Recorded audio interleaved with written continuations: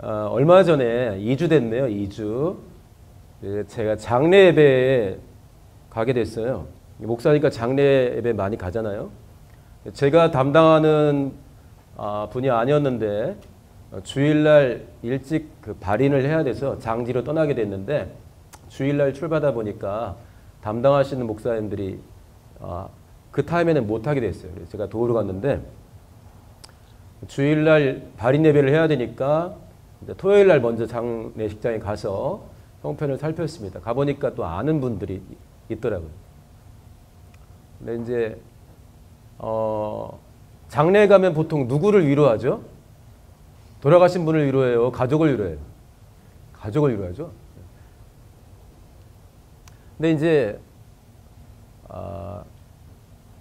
교회학교 선생님의 남편이 소천하셨어요. 47, 얼마 안 돼요. 어우, 저보다 어려요. 47, 그 다음에 선생님은 45 이렇게 되고. 근데 이제 아내에게 남편의 장례는 너무 큰 거잖아요. 여러분들 아직 결혼도 않고 아직 모태솔로도 있는데 벌써 남의 장례 이야기 듣는데 얼마나 힘들겠어요. 근데 이제 남편의 장례를 치르는 아내도 힘들지만 아들을 보내는 엄마는 너무 힘들잖아요. 근데 그 엄마는 또 금년에 또 남편을 또 보냈어요. 그러니까 이 미망인 장례식장에 그 소천에서 이제 장례배를 드리는데 그분의 아내에게는 시아버지 장례와 남편의 장례를 한 해에 치르는 건데 이것보다는 남편의 장례와 아들의 장례를 치르는 엄마가 훨씬 어렵겠죠? 여러분들은 상상을 좀 해보세요.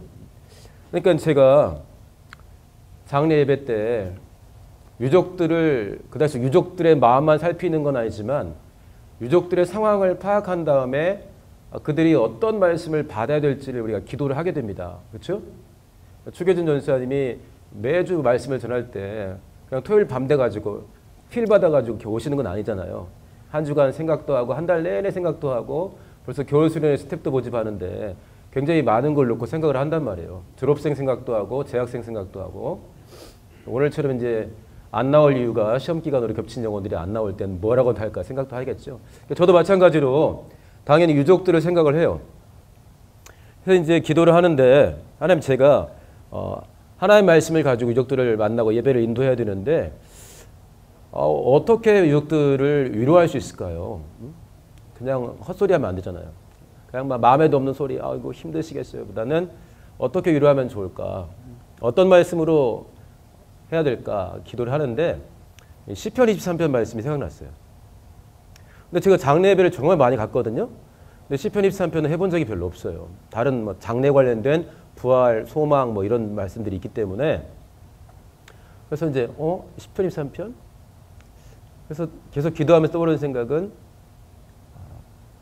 남편과 아들을 먼저 보낸 또 그 다음에 그 미망인의 입장에서는 사랑하는 남편을 먼저 보낸 입장에서 얼마나 마음이 곤고할까.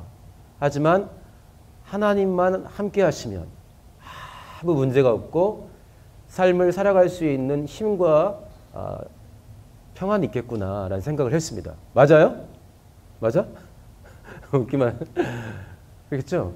그래서 이제 기도를 하고 또 기도를 하고 주일날 이제 6시에 먼저 예배를 드린 다음에 9시에 맞춰서 갔어요. 가서 이제 예배를 하는데 제가 이제 기도하면서 설교자가 예배 때 왕은 아니잖아요. 하나님이 왕이신데 이 시편 23편 말씀을 가지고 어떻게 유족들을 만나기를 원하시는지 하나님이 살아계시니까 우리가 물을 수 있습니다. 그렇죠? 하나님이 그러면 인도를 하셔야 안 해요? 하잖아요. 각각 스타일은 다르게 하겠지만 하나님 내가 하나님의 말씀을 가지고 특별히 시편 23편을 1절 말씀을 가지고 가는데 어떤 생각을 가지고 갈까요? 했는데 낙원에 먼저 가 있는 남편, 낙원에 먼저 가 있는 아들이 장례식장에서 장례 예배 중에 시편 23편을 읽으면서 예배하려고 앉아있는 엄마, 아내, 그 다음에 누나, 가족들에게 무슨 말을 하고 싶을까를 생각했어요. 여러분 누가복음 16장에 부자와 나사로가 둘 다 죽어가지고 세상을 떠난 이야기 기억하시나요? 부자는 어디로 갔죠? 불꽃 가운데 고통하잖아요. 거기 이런 말이 나와요. 아브라함을 보고 아브라함의 품에 누워있는 나사로를 봅니다. 그래서 아버지 아브라함이요 나사로를 보내가지고 일단 첫 번째 소원은 뭐였냐면 목말라요 이거 있는데 우린 못 도와주는데 딱 그랬어요. 안 돼. 여기서 거기까지 가는 게 안 돼. 그러니까 그러면 나사로를 우리 집에 보내주세요. 나한테 형제 5이 있으니까 절대 얘들을 여기 못 오게 해달라고. 물론 이게 하나님을 평생에 부인하다가 간 사람이 그렇게 착하게 나타나지는 않아요. 보통 우리가 축설해보고 하게 되면은 이게 부모였는지 자식이었는지 구분이 안 가요. 막 다 죽이려고 들어오니까. 근데 어쨌든 예수님이 비유로 들어주는데 몸을 떠난 뒤에는 확실하게 몸 이후의 상황을 알기 때문에 진짜 삶에서 중요한 게 뭔가를 이야기할 것이다 나오는 거잖아요. 그 말씀도 생각나는데 거기서는 여기 오지 않게 해주세요라는 부자의 소망이 담겨 있는데 제가 생각한 거는 낙원에 있을 신앙생활을 충만하게 했던 낙원에 있을 이 분이 장례식장에서 자기 때문에 슬퍼할 아내와 엄마에게 무슨 말을 할까 막 생각했어요. 그래서 하나님께서 주신 생각 제가 또 여러 번 검토하고 이렇게 해도 되겠는지를 기도하면서 평안한 가운데 했는데 어떻게 했냐면 시편 23편 읽었잖아요. 그래서 제가 그랬어요. 낙원에 있는 고인이 우리가 지금 고인 걱정하는 건 아니죠. 우리를 돌아봐야 되는데 낙원에 있는 고인이 지금 예배하는 어머니와 가족들 또 아내와 가족들 자식도 없어요. 자녀 없이 둘만 살았는데 무슨 말을 하고 싶을까요? 그랬어요. 낙원에서 쉰다는 개념이 그냥 완전 쿨쿨 자는지 그건 잘 모르잖아요. 어쨌든 제가 그때 전날 적어놓고서 여러 번 생각했던 게 뭐냐면 엄마 내 걱정하지 마. 그리고 오늘 읽은 그 말씀이 진짜야. 여보 이 말씀이 진짜야. 절대 나 때문에 슬퍼하지 말고 이 말씀 붙들고 힘내. 이거 진짜야. 와보니까 진짜야. 우리는 충만할 때 있고 안 충만할 때 있어요. 그죠? 그치? 찬양인도자가 충만할 때 있지만 또 고백하는 거 보니까 한 주 동안 길을 잃었다 하잖아요. 응? 길을 잃었다가 지금 방황하지 않고 또 돌아왔어요. 얼마나 감사한지 몰라요. 응? 근데 우리는 왔다 갔다 하잖아요. 몸이 있기 때문에. 그런데 일단 우리가 몸을 떠나면 그때부터는 완전 실상만 남는 거예요. 그러니까 이 장례배에 온 가족들에게 무슨 말 하고 싶을까? 엄마 절대 내 걱정하지 마. 그 말씀 진짜니까 그대로 믿고 따라와야 돼. 여보 그 말씀 진짜니까 꼭 예수님만 따라가야 돼. 나 없어도 예수님만 있으면 충분해 라고 했을 것 같은 거예요. 예배가 끝난 다음에 그래서 내가 왜 시편 23편을 골랐을까 이런 것은 있었어요. 근데 고인의 아내가 저한테 와서 하는 말이 있었어요. 제가 예배 중에도 시편 23편은 제가 잘 장례 때 안 하는데 기도하고 결정했습니다. 그러면서 했는데 아내가 뭐라고 한 줄 아세요? 목사님 제 남편이 아파서 누워있고 의식을 잃고 이제 거의 몇 달 동안 정말 어려운 가운데 있을 때 제가 남편 병상 옆에서 매일매일 시편 23편을 읽어줬어요. 그러더라고요. 그러니까 아내는 막 울어요. 그 말을 들은 옆에 있는 사람도 울더라고요. 이제 별거 아닌 것 같지만 시편 23편을 택해 주신 분이 하나님이시라는 증거가 분명한 거예요. 왜 내가 시편 23편을 택했을까 했는데 그 장례식장에서 이게 난 처음에는 남편이 많이 사랑하는 말씀이었나? 시편 23편을 싫어하는 사람이 어디 있겠어요. 그런데 오랜 동안 병상에 있을 때 아내가 매일매일 병상에서 남편 귀에다 대고 듣는지 안 듣는지 모르겠지만 읽어줬던 말씀입니다. 오늘 이제 이사야 41장을 택했는데 우리 중 누구를 위해서 택했는지 모릅니다. 하나님이. 저를 위해서 택할 수 있을 거예요. 당연히 저를 위해서 택했겠죠.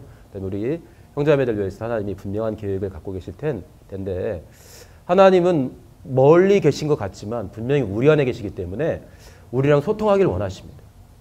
잠잠하게 우리랑 마음을 통하기를 정말 원하세요. 그러니까 그렇게 마음을 여시고 나한테 왜 이 말씀을 주시는지 꼭 상고하시면서 말씀 받으시기를 예수님으로 축원합니다. 할렐루야. 네, 한번 말씀 볼까요? 41장 이사야 41장 8절부터 16절까지입니다.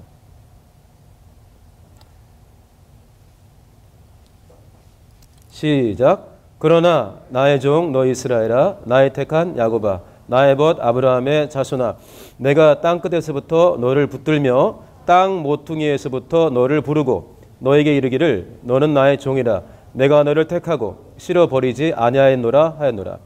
두려워 말라. 내가 너와 함께함이니라. 놀라지 말라. 나는 내 하나님이 됨이니라. 내가 너를 굳세게 하리라. 참으로 너를 도와주리라. 참으로 나의 의로운 수로 너를 붙들리라.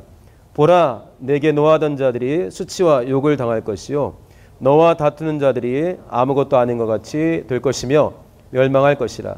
내가 찾아도 너와 싸우던 자들을 만나지 못할 것이요 너를 치는 자들은 아무것도 아닌 것 같이 허무한 것 같이 되리니 이는 나 여호와 너희 하나님이 내 오른손을 붙들고 내게 이르기를 두려워 말라. 내가 너를 도우리라 할 것임이니라. 지렁이 같은 너 야곱아, 너희 이스라엘 사람들아, 두려워 말라. 나 여호와가 말하노니 내가 너를 도울 것이라. 내 구속자는 이스라엘의 거룩한 자니라. 보라, 내가 너로 이가 날카로운 새 타작기계를 삼으리니 내가 산들을 쳐서 부스러기를 만들 것이며 작은 산들로 겨같게 할 것이라. 내가 그들을 까부른즉 바람이 그것을 날리겠고 회리바람이 그것을 흩어버릴 것이로되 너는 여호와로 인하여 즐거워하겠고 이스라엘의 거룩한 자로 인하여 자랑하리라. 성경학자에 따라서 주장하는 바들은 차이가 있는데 이 본문의 배경은 포로되었던 바벨론의 포로로 끌려갔던 사람들이 페르시아 왕 고레스의 칙령에 따라서 유대로 와서 성전을 건축할 것이라는 것을 배경으로 깔고 하는 이야기예요. 근데 이게 너무 놀라는 게 좀 짜증나요. 이런 거 읽으면은. 뭐냐면 이때는 아직 아시리아도 망하지 않았어요. 히스기야 때인데. 아시리아도 망하지 않았다니까. 바벨론이 아직 전성기도 아니에요. 바벨론이 아시리아를 망하게 하고 근데 바벨론이 또 유다를 망하게 하고 그 바벨론을 페르시아가 멸망을 시켜야 된 다음에 벌어진 일인데 아직 우리는 이미 알고 있지만 이 41장 상황에서 아직은 아시리아도 건재해요. 바벨론이 소문만 있는 때예요. 근데 이 본문은 이미 페르시아 왕 고레스가 바벨론을 망하게 할 것인데 그때 41장 앞에 보게 되면은 막 여러 나라들이 이 페르시아가 엄청 강력하게 일어나니까 연합전선을 피려고 별짓 다 한다는 내용들을 앞뒤로 좀 이렇게 해놨어요. 그래서 막 우상을 만들고 막 하는데 그러나 너는 하면서 이제 이때 막강한 나라를 이루고 있지 않은 이미 포로로 끌려가 있는 이 상황에서는 포로로 끌려가서 아무 존재감이 없는 유대인들에게 그러나 하면서 이제 두려워 말라 하고 내가 너를 이렇게 도울 것이고 혹시나 아무도 모르는 땅 끝에 있어도 너 불러올 것이다 라고 이렇게 말씀을 주시는 거예요. 굉장히 허망해요. 아직은 아무 일도 일어나지 않았어요. 그러니까 우리에게 미래라는 영역은 미지잖아요. 불확실한 영역. 미지 영역인데 하나님께는 미래가 어떨 때는 성경 읽다 보면 과거처럼 말하기도 해요. 내가 뭐 했다 이러기도 해요. 그러니까 우리가 하나님을 가까이 하면서 이 내용 가지고 소통을 하지 않으면은 허무맹랑해요. 여러분들이 이제 열왕기하 20장에 보면은 히스기야 왕이 나옵니다. 히스기야가 뭔가 영적으로 분명한 어려움을 겪은 다음에 이사야 선지자를 통해서 크게 혼나요. 너네 나라 완전 망하고 네 자손 중에는 내시로 끌려갈 일이 있을 것이다. 네가 지금 히스기야가 바벨론에서 온 사자에게 자기가 얼마나 지금 위대한가를 자랑을 했는데 그때는 아직 아시리아가 전성기고 바벨론이 아직 크게 부흥하지 않을 때예요. 그러니까 바벨론만 하더라도 어떻게 하면 많은 나라들과 협력해가지고 연합전선을 필까 이런 때인데 별걸 다 보여줬어요. 그러니까 하나님이 이사야 선지자를 통해서 굉장히 크게 꾸짖었고 미래에 굉장히 강력한 멸망에 대한 예언을 주셨어요. 히스기야가 뭐라고 하냐면 아주 후의 이야기인데 딱 그랬어요. 내가 사는 동안엔 평안과 진실함이 있다면 뭐가 어땠냐 이런 식의 이야기입니다. 그러니까 쉽게 말해서 이 이야기는 뭐 내가 살 동안에는 안 이루어진 일이네 이렇게 한 거예요. 언제적 이야기를 하는 거야? 한참 후에 있을 이야기를 한 거예요. 그러니까 그 충만한 히스기야도 별거 아니에요. 딱 하는 거란 말이에요. 그러니까 이 본문을 이렇게 본문을 가지고서 먼 미래 이야기를 하면서 이 당시로 우리가 돌아간다면 아직은 우리가 망하지도 않았는데 망한 이야기하고 돌아올 이야기를 하면서 우리에게 어떻게 높여줄 것이다 이야기를 하게 되면 사실은 좀 불편해요. 판타지 같고. 사실 이렇기 때문에 아까 차량의 노자도 내가 방황했다. 근데 방황을 끝내기 위해서는 우리가 어떻게 해야 되죠? 지금 내가 하나님과 어느 정도 떨어져 있고 나를 바라보신 하나님은 내게 뭐라고 말씀하시는가를 우리가 봐야 됩니다. 우리가 살면서 아까도 찬양했지만 세상 소망 다 사라져가 이런 거를 어른들하고 있을 때 여러분들이 부르면 굉장히 무서워요. 저것이 몇 살이나 먹었다고 세상 소망이 끊어지냐는데 초등부에 가도 절망한 애들이 있어요. 막 죽고 싶다고. 세상에 소망이 없대요. 그래서 이유 들으면 정말 다양한데 소망이 없어요. 이런 애들이 있어요. 근데 인생 살다가 이런 때가 온단 말이죠. 그럼 우리가 어떻게 해야 될까요? 하나님은 이렇게 멀리 있는 것만 같이 느껴질까요? 선교사님들 하나님이 정말 가까이 계신가요? 사역하면서? 여러분들 기도한 대로 다 돼요? 이때가 하나님과 개인적으로 좀 마음을 열고 충분히 소통할 시간인 것 같아요. 안 그러면 하나님은 크시긴 크고 너무 멀리 있고 거룩하고 나에 대해서 뭐 다 아신다는데 일상생활 속에서 별로 안 느껴지고. 지난주에 저희 둘째가 휴가를 나왔는데 할아버지 할머니가 되게 보고 싶어 했어요. 보고 싶어 했는데 군에 갈 때부터 지금까지 못 본 거예요. 그래서 꼭 와라 했는데 저랑 같이 갈까 했다가 피곤하기도 하고 그냥 나랑 둘이 가면 할아버지 할머니의 관심이 2분의 1로 나뉠 텐데 혼자 가서 독샷을 맞는 게 낫지.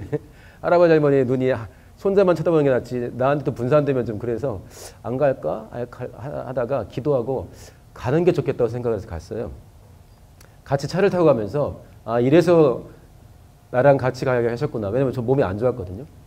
근데 차를 타고 가면서 이렇게 이야기를 하면서 속 이야기를 좀 하게 됐어요. 속 이야기라 해서 막 아주 자세히 들어가가지고 하는 건 아닌데 그냥 막 껄렁껄렁한 이야기도 있지만 이제 속 깊은 이야기도 좀 하는 거죠. 어떻게 사는지, 마음은 어떤지 이런 이야기들을 사실 뭐 엄마, 아빠, 아들 사이였어도 이렇게 속 깊은 이야기를 또 안 할 때가 있잖아요. 그렇게 되면은 관계가 좀 밍숭맹숭하지 않나요? 실제 고민이 있는데 나는 딴소리하고 아들도 아빠 걱정할까 봐 해서 딴소리 할 수가 있으니까. 그래서 이런저런 소리를 하면서 이렇게 한 2시간 반, 3시간을 갔는데 아들의 마음을 다 한 건 아니지만 아들과 내가 그래도 굉장히 끈끈하게 이것 때문에 더 이렇게 관계가 형성되는구나 하는 걸 느꼈어요. 그러니까 하나님께서 나에게 무슨 생각을 갖고 계신지 시험 기간인데 아니면 10월인데 나에게 무슨 생각이 있으신지 오늘 여기만 예배로 오신 분들한테는 이사야 41장이 오늘 주시는 말씀인데 나한테 왜 이사야 41장 말씀을 주시는지 나를 다 아시는 분인데 왜 이렇게 하시는지를 하나님께 물어야 됩니다. 잠잠하게. 하나님도 신나게 뭘 하실 때도 있지만은 잠잠하게 묻고 생각을 할 때 차분하게 내 안에서 나에게 뭔가를 말씀해 주실 때가 꽤 많아요. 그래야 내가 직장이든 학교에서든 간에 차분하게 하나님과 동행할 수가 있지. 안 그러면 일주일 내내 내 마음대로 살다가 주일에 또 와가지고 간신히 마음을 열다가 돌아가면서 또 밥 먹다가 또 생각이 바뀔 수가 있거든요. 제가 역사를 보다 보니까 하나님의 이름으로 하나님과 전혀 상관없는 일을 너무 많이 사람들이 했어요. 이건 하나님의 영광을 위해 하는 일이야. 십자군 전쟁 포함해가지고 별짓을 다 했어요. 하나님의 이름으로 사람도 막 죽였고. 보면은 그때는 하나님이 외출 중이셨냐? 하나님이 안신경했냐? 그게 아니거든요. 하나님은 분명히 살아계셨고 그 상황을 보고 계시고 그 사람에게 할 말이 있는데 묻지를 않은 거예요. 물을 이유가 없는 거지. 자기 생각대로 사니까. 여러분 하나님께 충분히 평소에 물으십니까? 주중에 여러분들 선배 한 분하고 50이 가까워지네요. 한 3시간을 같이 차를 마시면서 이야기했는데 수다 떨다 보니까 시간이 휙 지나갔어요. 근데 본인이 섬기는 어떤 모임이 있는데 그 모임과 관련된 이야기인데 저도 들은 소문이 있는데 제가 들은 소문과 이 사람이 현재 겪으면서 한 이야기가 상당히 많은 이야기도 있지만 굉장히 틀리더라고요. 이야기를 들으면서 그쪽 상황이 대충 어떻겠다 하는 것을 조금 짐작을 하게 되는 거예요. 그냥 내가 한 사람의 이야기만 듣든지 하고서 이러겠네 하는 거하고 많이 다른 거예요. 내 인생에 대해서 하나님이 제일 관심을 갖고 계신데 하나님이 나에게 뭐라고 어떤 생각을 갖고 계시고 이번 한 주간은 나랑 뭘 하고 계시신지를 차분하게 물으면서 동행해야 하나님과 우리 사이가 진짜 동행하는 관계가 됩니다. 아까 찬양한 가사들 보니까 너무 좋은 거예요. 한 곡은 저도 가사는 알지 근데 그걸 잘 몰라가지고 그냥 가사만 보고 아멘 했는데 나머지 곡들 정말 좋은 거예요. 그거를 내가 마치 옆에 하나님이 계신 것처럼 하나님께 진짜 마음 열고 대충이 아니라 진실하게 고백한다면 내 영혼도 너무 기쁘겠지만 그 고백을 실제로 받으신 하나님이 정말 좋아하시겠다는 생각을 했습니다. 그러나 이게 가짜면은 나도 공허하고 찬양 끝나고 집에 들어갈 때 공허하고 하나님은 이미 받지도 못하신 노래가 되는 거예요. 여러분 하나님과 소통을 좀 하십니까? 소통을 해야 돼요. 그걸 위해서 노력을 해야 됩니다. 그래야 나와 하나님과의 관계가 이게 좀 분명해져요. 휴가 나오면 우리 전사님이 밥도 사주시고 군대 가는 애들이 있으면 밥도 사주고 그러시더라고요. 왜 밥을 사주시죠? 1번 돈이 너무 많아가지고 2번 형편을 좀 알고 격려해 주려고. 뭐겠어요? 형편을 좀 알고 격려해 주고 그러겠죠. 하나님은 오죽하겠어요. 철야 때 시편 23편 가지고 있는데 주께서 내 원수의 목전에서 내게 상을 베푸시고 성격 대단하신 분이야. 이왕이면 좀 조용한데 분위기 좋은 데 가가지고 밥을 사주시면 좋은데 내 원수의 목전에서 내게 상을 베푸시고 잔치를 해주는 거야. 뷔페를. 하나님 정말 우리에게 뭔가 좋은 걸 주기를 원하십니다. 소통하기 원하세요. 저 멀리 있고 실제로 내가 하고 있는 어떤 고민들하고는 아무 상관없는 분이 아니라는 거예요. 그런데 이거는 우리가 평소에 내가 노력을 하고 하나님과 만나려고 노력을 해야 그리고 이걸로 소통을 하려고 노력을 해야 나한테 다가올 수가 있지. 안 그러면 굉장히 낯간지러운 소리밖에 안 돼요. 뭐 웃긴다. 닭살도 내 이렇게 된단 말이에요. 제가 여러분들도 그런 노력을 많이 했겠지만 아까 보니까 여러분들 그 GBS 보니까 오나의 큐티 이것도 있더라고요. BTS 궁금해요. BTS 뭐라고 하던데 BTS. 그러니까 저 같은 경우 그래서 어떻게 하냐면 잠자리 들 때 기도하고 잠자리 들 때 누워가지고 오늘 하루 있었던 일 중에 정말 하나님께서 나의 기도를 들으셨고 이거 하나님이 하셨구나 하는 것들을 이렇게 살펴요. 그다음에 새벽에 일어나면 또 마찬가지로 눈 뜨고 딱 일어나기 전에 어제 있었던 일들을 또 살핍니다. 하나님과 함께 했던 일들. 기도에 대한 응답들. 그다음에 오늘 있을 일을 간단하게 이제 머릿속에 왔다 갔다 한 다음에 기도하러 나오는 거예요, 이제. 지난주에 아들과 함께 그 장거리 왔다 갔다 했는데 제가 좀 허리가 안 좋았어요, 지난주에. 그러니까 먼 거리기도 하고 피곤하게 했는데 허리가 안 좋으니까 운전하기 불편한데 아들이 면허증이 없으니까 제가 해야 돼요. 근데 갔다 왔는데 허리가 하나도 안 아픈 거예요. 이거 우연인 거예요? 하나님이 도우신 거예요? 우연인 거예요? 하나님이 도우신 거야? 지금 아무 말도 안 해? 하나님이 도우신 거죠. 하나님과의 관계가 애매하면요. 이거 감사 못하고 지나가요. 그러나 하나님께 가기 전에 기도하고 오고 가는 길에 평안하고 간증이 있고 감사할 거리 있게 해달라고 기도한 제 입장에서는 왔다 갔다 하는 시간 합치면 6시간 정도 되는데 이때 허리가 안 아팠다는 건 저한테는 큰 간증인 거예요. 내가 집에 와가지고 왜 안 피곤하지? 왜 이렇게 안 피곤해? 원래 피곤해야 되거든요. 왜 이렇게 안 피곤하지? 그러니까 하나님과 순간순간 소통을 하려고 하고 내게 있는 일에 대해서 구체적으로 말씀을 드리고 도움을 구한 다음에 그 일을 어떻게 응답하시는가를 차분하게 확인할 때 내가 범사에 그리고 일상생활 속에서 그냥 지나갈 만한 상황에서도 하나님이 나에게 하시려 했던 말들을 찾을 수가 있습니다.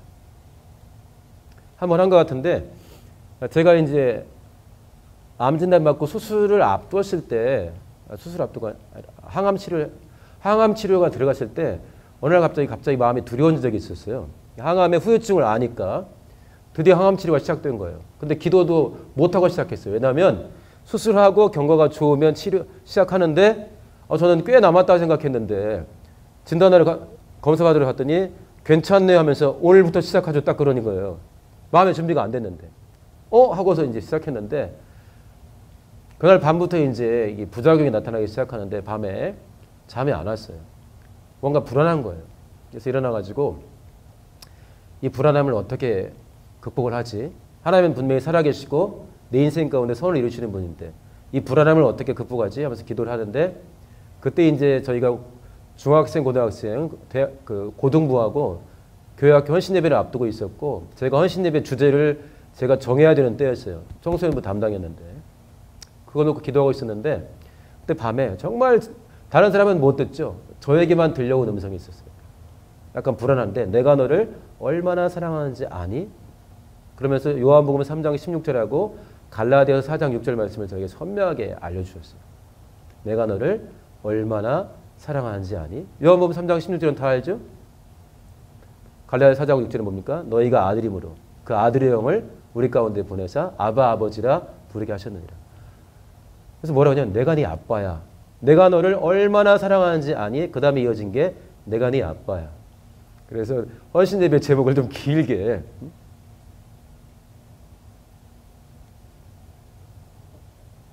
하나님 아버지, 하나님 아빠 말씀하시기를, 하나님 아버지 말씀하시기를 내가 너를 얼마나 사랑하지 아니? 그 다음 답을 뭐라고 했냐면 우린 뭐라 대답할까? 여기까지가 헌신예배의 주제였어요. 여러분 하나님께 구체적으로 여러분의 삶을 알으십니까? 안 그러면 허망할 때 굉장히 많아요. 아까 찬양했지만 소망이 다 사라지는 것 같은 때가 있잖아요. 여러분 나이에 그런 때가 있단 말이에요. 시험 한번 못 보면 입사시험 떨어지면 다 끝난 것 같아요. 막. 남친과 헤어졌어. 여친과 헤어졌어. 다 끝난 것 같아. 그럴 때가 있단 말이에요. 그러나 그런 순간순간을 가지고 우리가 하나님께 나가야 됩니다. 일이 있을 때만이 아니라 평상시에 오늘 하루의 일을 말씀드리고 여기 본문 말씀은 그렇게 보지 않으면 너무 허무맹랑해요. 히스기야가 오죽하면 내 때 안 이뤄주면 됐지 뭐 이렇게 됐단 말이죠. 그 충만한 히스기야가. 여기 11절 봐요. 무슨 말씀이 있어요? 14절 보면 지렁이 같은 너 야곱아. 우리가 얼마나 낙심할 때 많습니까? 이 지렁이란 말은 사실은 구더기라고 표현하는 게 맞아요. 구더기. 그러니까 욥기 25장에도 벌레 같은 사람, 구더기 인생 이런 표현이 나오고 시편 22편 6절에는 이런 고백이 나와요. 나는 벌레요 사람이 아니라. 그때 똑같은 단어예요. 여기가. 지렁이 같은 너 야곱아. 그러니까 사실 이거는 평상시에 바벨론으로 끌려가서 아무 낙이 없는 유대인들이 본인들을 향해서 생각하는 내용과 똑같아요. 다윗도 나는 벌레요 사람이 아니라 이렇게 표현도 했고 욥기에도 벌레 같은 사람 구더기 인생 했단 말이에요. 그러나 하나님 보시기엔 그렇지 않다. 그렇죠? 내가 너를 이가 날카로운 새 타작기계를 삼아줄 것이다. 굉장히 높여줄 거에 대해서 계속 이야기를 합니다. 그렇기 때문에 이게 허무맹랑한 이야기가 되지 않으려면 사실 내가 잘 모르는 사람이 나한테 너무 칭찬하면 부담스러워요. 나를 얼마나 한다고 이러지? 이렇게 칭찬할 때 있어요. 그런데 나를 정확히 아는 사람이 칭찬하는데 내가 보기에 너무 오버하면은 이분이 왜 이렇게 하지? 이렇게 잘하는 소리인가? 막 헷갈린단 말이에요. 그러니까 이렇게까지 내가 이렇지 않고 사실은 나는 벌레요. 지렁이라고 고백할 때가 편할 수 있는데 지렁이 같은 너 야곱아 내가 너로 이가 날카로운 새 타작기계를 삼을 것이다. 너는 내 아들이라 별거 정말 높인단 말이에요. 이때는 이 말씀 가지고 하나님께 가야 돼요. 왜 이런 말씀을 하시는 거예요? 이렇게 물어야 됩니다. 그래야 내가 너를 이렇게 생각하고 너에 대해 이런 계획이 있어. 이게 인격적으로 다가오고 실제로 내가 받을 수 있는 약속의 말씀이 되는 거예요. 안 그러면 허무맹랑해요. 실제로 내가 어려울 때 생각나지 않고 내가 만약에 뭔가 때문에 마음이 무너지기 시작하면 이 말씀은 전혀 내게 힘을 줄 수가 없어요. 이거는 충만하고 뭔가 일을 잘해서 간증이 있는 사람에게만 해당될 거라는 생각을 할 수밖에 없어요. 왜 나랑 평상시에 사귐이 없으니까. 이 말씀을 하시는 분께 물어야 됩니다. 일상생활 속에서 벌어진 일 가운데서도 하나님 내가 오늘 이 일을 겪었습니다. 내 실수일 수도 있는데 이 일을 내가 어떻게 하기를 원하십니까? 이 일이 하나님의 은혜 가운데 정말 복된 일이 되기 원합니다. 오늘 우리 찬양팀에서 일하는 형제가 찬양 연습하는데 늦지 않게 하려고 과속을 했대요. 그래서 하더니 40km 과속을 했다는 거예요. 80km 제한구역에서 120으로 달렸대요. 주변 사람들이 다 웃어요. 힘든 일인데 그래? 하고 좋아하는 거죠. 벌점이 얼마 나오고 뭐가 어쩌고 하는데 그 일을 원수도 압니다. 40km 이상 과속해서 지금 뭔가 날아올 수 있는 일을 원수도 알아요. 그러나 그 일을 하나님도 아세요. 이 일을 하나님이 선으로 바꿔줄 수가 있어요. 이 일을 겪은 사람에게 이 일과 관련돼서 분명히 간증이 나올 수가 있어요. 물론 이게 꼭 무슨 벌점이 안 날라오고 무슨 뭐 과태료 딱지가 안 날라온다는 소리는 아닌데 어떻게 할지 모르지만 하나님은 우리의 일상 가운데 우리와 함께 하시면서 우리를 인도하고 싶어 하십니다. 시험 공부할 때도 그다음에 직장에서 일할 때도 여러분들이 그렇게 하나님을 가까이 하시기를 예수님을 축원합니다. 해외로 나갈 준비한 사람도 있죠? 나를 어떻게 인도하실지. 우리가 원하는 대로의 결과가 계속해서 발생하지 않으면 하나님이 인도하지 않으신 건가요? 어떤 분이 그래요. 그리스도인들이 너무 고생하기를 두려워한다는 거예요. 자기 계획대로 안 되면 몸부림을 친다는 거예요. 인도하시는 분이 아닌 것 같아요. 고생하기를 싫어한다. A라는 길을 택했어요.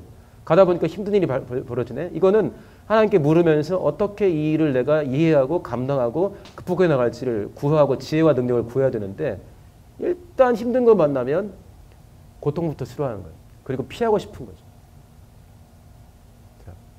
하나님께서 우리를 이끄실 때, 우리 선배들을 이끄실 때 광야에서 40년을 훈련을 시켰습니다. 하나님 굉장히 성격 급하신 분인데 넉넉하게 40년을 시켰어요. 그때 하나님께 우리가 묻고 하루하루 인도를 받지 않으면 지겨워서 못 견뎌요. 그래서 어른들은 다 지겨워 죽었어요. 막 지겹다 한 사람은 다 죽었어요. 이딴 식은 아닌 것 같은데요 한 사람들은 그럼 너네는 그냥 여기서 죽는 게 낫겠어 해가지고 여호수아와 갈렙 빼고 그냥 여기서 다 쉬어. 다 죽고 얘네들은 못 들어갈 것 같은데 했던 얘네들 데리고 이 처자식 데리고 우리가 어떻게 해요 했던 사람들은 나중에 장성에 들어갔어요. 히브리 12장에 이런 말씀이 있습니다. 야 너네 아빠도 말이야 너 잘 되라고 징계시키잖아. 훈련시키잖아. 유치원도 보내고 태권도도 시키고 하물며 하나님이 너 훈련 안 시켜? 말도 안 되지 했단 말이에요. 근데 요즘 그리스도인들이 훈련받는 거 내가 계획한 대로 안 되는 거 또는 내가 애써야 되는 거 또는 때로는 울면서 노력하고 극복해야 되는 걸 너무 싫어한다는 거예요. 그걸 피해 갔을 때 하나님이 나를 인도하신다고 엄청나게 착각한다는 거예요. 그러나 예수께서 십자가 달리신 걸 보면은 나를 따라오는 한 거 보게 되면은 그렇지가 않잖아요. 자, 오늘 본문 마치겠습니다.